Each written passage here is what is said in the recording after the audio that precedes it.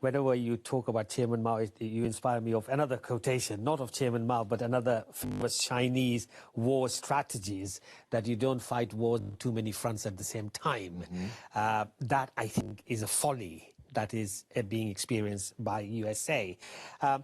It's you know, the professor quite admirably pointed out. Before I do that, I must promote Professor Keen's book, Debunking Economics. All of us should read it, and I think it's very, very important because it will open mind of a lot of people what economics is, if you like.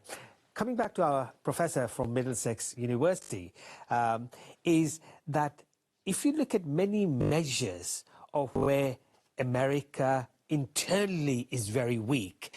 If you look at the collapse of the Soviet Union, and here there was a wonderful letter written by Imam Khomeini, the founder of the Islamic Revolution in Iran, to Gorbachev back in '87, when he said that communism would be in the in the bin of history, if you like.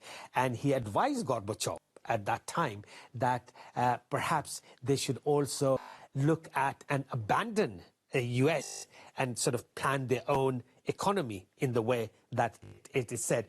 And it was really interesting that one of the advisors of Putin, Mr. Alexander Dugin, I'm sure you've heard of him and all of us have, and he said an interesting thing in one of the clips on YouTube. He said, Gorbachev read that letter of Imam Khomeini and Putin is applying that letter.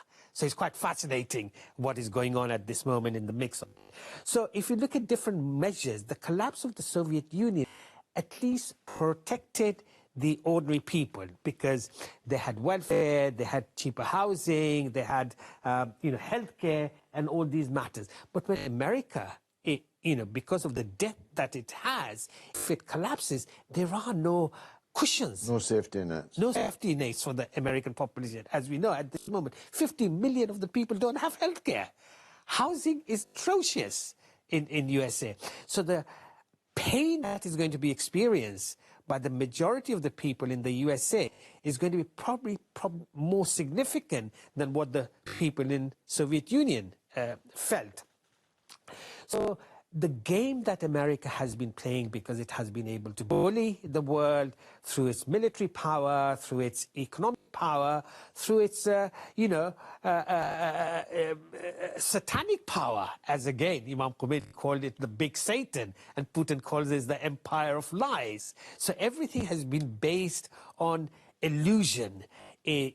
What Hollywood is good at, sort of making movies out of it. And therefore the dollar has been used as that sort of illusion to create a monetary system whereby everyone sort of... magic tricks. Yeah, magic tricks, and sort of everyone aspires to have the green back in their pocket. But the reality is that soon that sort of dollar in the pocket may not be worth as much as people think it is.